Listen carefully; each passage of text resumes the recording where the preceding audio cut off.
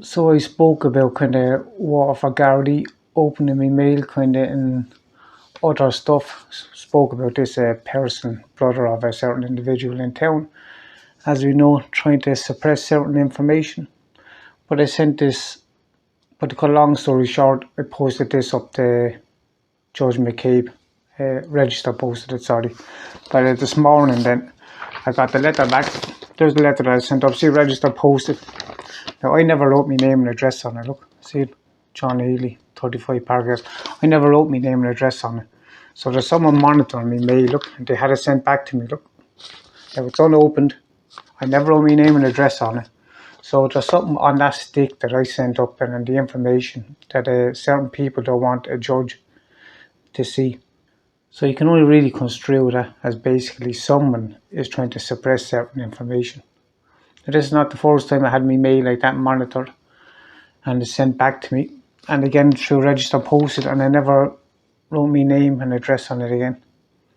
But yet it somehow found my way back to me.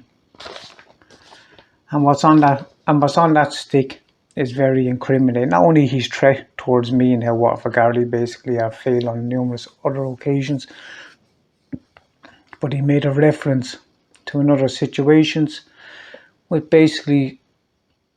he basically kind of acknowledged that there was some kind of money for whatever reason owed to a certain charity. The money was obviously being held back with some kind of leverage against someone in case they tried to speak out about something. I tried to bring attention to this within Water for Gardaí, but Water for Gardaí, as many knows, along with like certain members of Sinn Féin and Tusla, they have an interest in trying to suppress what I have to say. So basically I took it out of their hands and I wrote to Judge McCabe, who I found very unbiased, if I'm being honest. That's why I wrote to him. It's not that I know him or anything or know of him or kind of, I just know that as a judge he won't really be open to being kind of corrupted.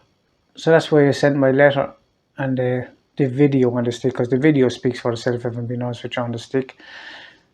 And in my eyes there it shows Water for Gardaí for some reason they are now yet again are pulling strings on behalf of this family. So in my eyes there now it shows that someone between me and between Judge McCabe, who is the head of GSOC, there's someone like monitoring me mail and making sure that that judge doesn't get the evidence. There can only be one or two kind of organisations that would have this kind of power to do this, and I believe that it should be kind of known who these people are that are suppressing this information, because if this is the information they're suppressing, what else are they suppressing realistically? And only time will tell regarding these people if Water for Gardaí has had a hand in playing down a certain situation. But there you go anyway. There you have a letter posted away and came back to me there now with my name and address wrote on it. Now I never wrote my name and address, as I just said. So someone monitoring me mail knew that I was at the sending that up and intervened and got the letter and had it sent back to me with the stick. So that's one thing. I'm still waiting to hear back from Water for Gardaí regarding opening my mail. Like the failure of duty care by Water for Gardaí now really is an issue. Like there's been so many incidents, it shows them that they need to be like investigated separately. Like and you have to question there, like and you have to start questioning like how much do the people upstairs in Water for Gardaí, like they're aware of my complaints, they're aware of serious accusations against certain guards, and they're aware of who covered up for who. So like I believe like they should be questioned once and for all.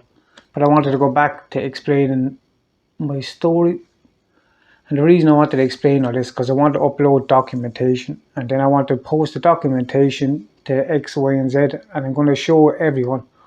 And I just want to show then who's aware of this corruption if I prove it with my documents, and then I want to show you who's failing to act even when they have knowledge of what's going on. I recently put up a post on my YouTube, if you see that. It's a letter that I sent out to the two Norries whom my ex appeared on slandering me, basically defaming me and spinning her bullshit, for want of a better word. And I just want to address that, because when I get to the end of the story, I'm going to upload all the documentation, and kind of the documentation and the videos, they kind of speak for themselves. So I'm just going to keep going. So in October 2019, I got married. I spoke of me, I think it was in my last video, how my ex dropped down the kids, as usual, for a sleepover. Dropped the kids down. It was for myself and my wife to buy them dresses because they're going to be bridesmaids.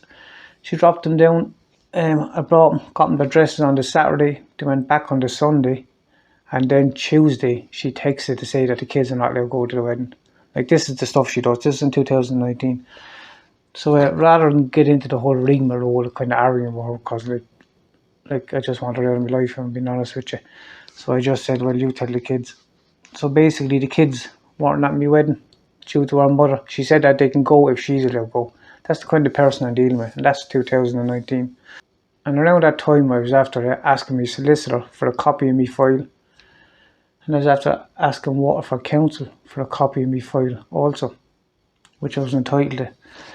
And in December 2019, we ended up moving. After we got married, we moved into an apartment. So with everything going on, I didn't really have a chance to check the file that my solicitors had to give me. And then when I did check it then, I noticed 80-90% of the file was missing. Like, the thing was that they were so heavily edited. Like, there was probably like 20 or 30 pages in the file when there should have been a couple of hundred. So obviously I had an issue with that. So I contacted my solicitor, and she said that she was after destroying my file. So I contacted the Law Society, and they said that she had a 5-year legal obligation to retain all aspects of the file.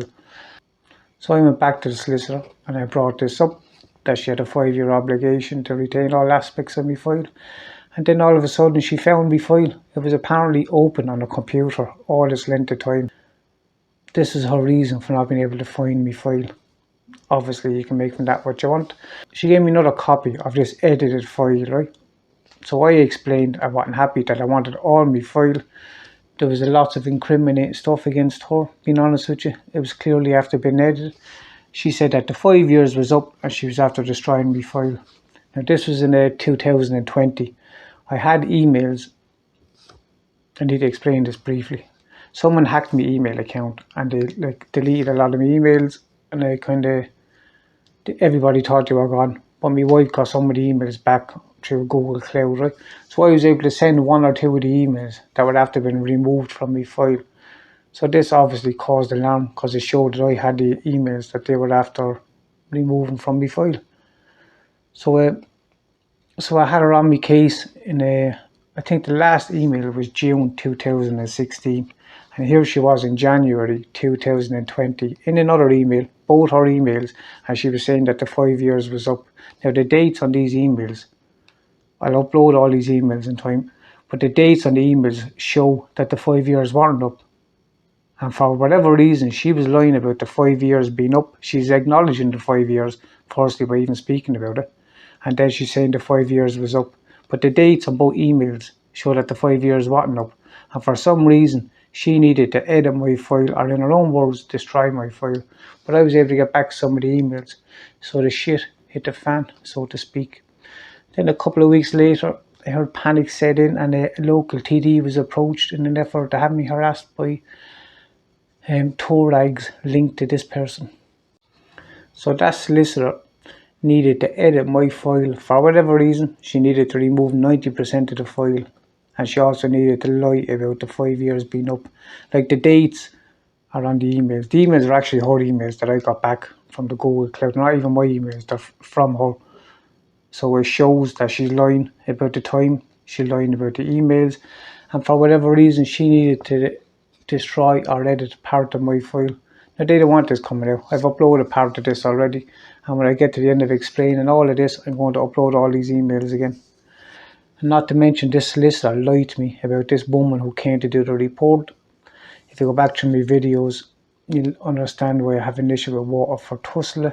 And this solicitor told me that this person doing the report was nothing to do with Waterford Tussle. She didn't know who she was and all this kind of crazy stuff. Turns out she had her on her case. She didn't know who she was. She was part of Waterford. And the woman who wrote the report basically fucked me over, I'm being honest with you. And she has a name for writing bad reports against men. So all of this is close to coming out. So they don't want this coming out. And as I said, it's in like documents, it's in like paperwork. Like the paperwork don't lie. Do you know what I mean? It's not just me alleging this or alleging that. It's me trying to submit paperwork, and it shows the dates. And then when I sent her one or two of the copies of the emails that she had deleted, what happened there one day, and this is going to sound crazy, I understand that. I was out shopping myself and my wife, and I have cameras set up in the house, obviously. And this woman, small person, I think it was a woman, approached me apartment, and she was wearing a grey hoodie, grey tracksuit, and she had the hoodie pulled really, really tight. You couldn't even see her eyes, that's how tight it was. It was a nice sunny day. And she walked over, left herself into my apartment with a key. You could hear her on the cameras because they pick up the sound and the video. And she came in and she took a couple of boxes of paperwork that I had. Now, I didn't even notice because I didn't notice that the paperwork was missing for like a couple of weeks, if I'm being honest with you. And it was only then when I went to get some out of the paperwork, I noticed that it was missing. So someone came and tried to remove all my paperwork, trying to just impede me progress there. And they wanted to know what documentations and what emails I had. And as crazy as that sounds, my wife would verify that. She had long blonde hair, so all you could see coming out the grey hoodie. And it was pulled so tight you couldn't even see her eyes. And she came in, left herself in my front door, searched the place. You could hear her on the camera searching around the place, and she found the documentation, and she left, stole me documents. And that was in 2020. So I was trying to make a complaint to LSRA, that's the Law Society Regulatory Association, I think it stands for. But to be honest with you, I don't feel they kind of pulled their weight. And while I was trying to make this, the harassment that myself, me wife, me mother, like, really got it bad at this time. They're trying to provoke me. And my in-laws, that's what kind of got all this kind of like harassment there, in an effort to try and provoke me. And I was informed then that this person, solicitor, had approached the TD, who I had already had an issue with, let's just put it that way, and that he had approached a detective in an effort to try and have me kind of further harassment. And from that moment on, the harassment from the Gardaí, this is in 2020, really got kind of off the scale, being honest with you. I think I was assaulted 5 or 6 times, I think now, between 2016. Not going to go into the details too much because it is what it is. But a lot of this is driven to just try and kind of provoke me or shut me up. Like from the moment we moved into our apartment in the 2020 down in Canada Square, you have this clown living up over me. I've spoken about him before. Does nothing but bang a ball. God forbid he open the window or like opening his curtains, smell out of his apartment. But he has the back and the Sinn Féin, if I'm being honest with you. I have video footage tampering with my car. I couldn't have 2, 3 one morning. The next day then my brakes fuck up. Have other video footage of him. The car wasn't even moving and he tried to kind of pretend that the car was out there hitting him or something. So he's just a glorified pest, if I'm being honest with you. And his new thing at the moment down there was trying to wake the child every single night. And what's the point in ringing the guards? The guards don't do it. But my point being, like, that solicitor is in this shit. Because the paperwork speaks for itself. And it's not even my paperwork, it's emails she sent me. The dates show the emails that she sent me. So she can lie all she wants. And she can have me harassed in an effort to try and stop this getting out. But that's all factual. And I will upload all of this as soon as I explain this situation. I want to make people aware of those that are aware of this and are purposely doing nothing. And if not, they're assisting covering this up. So that solicitor is basically caught red-handed. There's multiple things. You go back through my videos, like she basically destroyed my case, if I'm being honest with you. Purposely done it. I got her coming out of the consultation room with my ex and her solicitor. I'm not going to get into all this again because it's in my previous videos, but she's caught red-handed. Like the emails show her being caught, shows her lying, show her that she, like, why would you need to destroy a file? These were sent by email, so they're in the virtual storage. Do you know what I mean? So you would have to go out of your way to destroy these, because as we know, in a virtual world there's kind of it's limitless storage. So she went out of her way to edit my file. So obviously there was something in my file that she didn't want other people seeing. And this is the same right now with that memory stick that I just received back today. There's something on that memory stick that I sent up to Judge macabe that they didn't want to see a judge seeing. Many of us will know about which family are getting certain favours, let's just say that, for decades. Not weeks, not months, not years, decades. This family has been kind of like more or less given the keys of the city to do what they want. And now because someone is starting to call them out, they have an issue. I'm being made look like the bad guy. Like the Waterford people, you want to grow up out of balls. And as I was trying to push for this kind of investigation into the solicitor, because I was providing loads of documentation, my mother was the one that was targeted over and over again. There was a neighbour especially, another Sinn Féin head, yet again. But he terrorised my mother. And my family all know this, but they're a bunch of cowards and kind of they'd prefer to just leave it, if I'm being honest with you. But I'll give you one example of this person, this neighbour. He put a stereo on my mother's wall one day, right? And he played my father's funeral song on loop all day, over and over again. He played two songs, I'm not going to say what the second one is, because they're personal kind of songs to my parents. But he played them on loop over and over again. And my younger brother came down and he called the guards. The guards came along and the guards said, "Oh, he's full of drink. Try and ignore him." That was how Tram or Gardaí dealt with someone that was harassing a woman in her 70s. But this is the kind of stuff being driven by Sinn Féin and Waterford Gardaí, and the corruption between both these parties needs to be like weeded out. I would be followed in and out of my mother's on a daily basis, like every single day I'd be followed in and out. If I was outside, they would wait outside, the guards would pass. There's no word about it, the guards would pass probably 20 times if I was in my mother's for an hour, driving past real slow. And this is the shit that my mother had to deal with, all because she caught two county council workers searching her bedroom in 2017, which was all covered up by other members of Sinn Féin. Like Waterford Council were aware of what my mother was going through and they done absolutely nothing. The whole kind of myself and my wife having the house taken off us, losing our possessions and all this, like they're aware of all this. They're aware of all the reference, like there's paperwork regarding this as well, but they won't do it. They're all collectively trying to join together into one big group to totally just ignore me, knowing that I can't get a solicitor to take it to the High Court, because that's what needs to be done, if I'm being honest with you. But what I can do now is I can provide the paperwork and I can show who knows what about what. So that was kind of 2020, like, and from there on in it kind of gets worse. And if you're looking at my last few videos, you'll be wondering how can it get worse, but it does. So that was kind of 2020, kind of like, so some of my kids never got to go to my wedding. And during that time, actually, my ex went into a Dublin court. Don't ask me how she done this, but she got a safety order. I don't know how she done. I had no contact with her whatsoever, so I don't know how she done this. I had no phone calls, no message. But she went in, she got a safety order, and she sent it to me in-laws, trying to stir up kind of trouble. This was in 2019, and then she pulled the kids out of my wedding. And then listening to her on podcasts, pretending that she's drug-free since 2008, and like the sun shines out of her arse, like she's a blatant liar. And with this video, I'll also be putting up my apology letter, which I got off the two Norries, and I'll be sending what I have to say about that letter. My letter of response to the two Norries podcast, because I'm going to put it up on their website. I'll put it up on my own site and up on YouTube as well, because I want to speak about several things, kind of like her allegations that she was in an abusive relationship. This is all like totally false.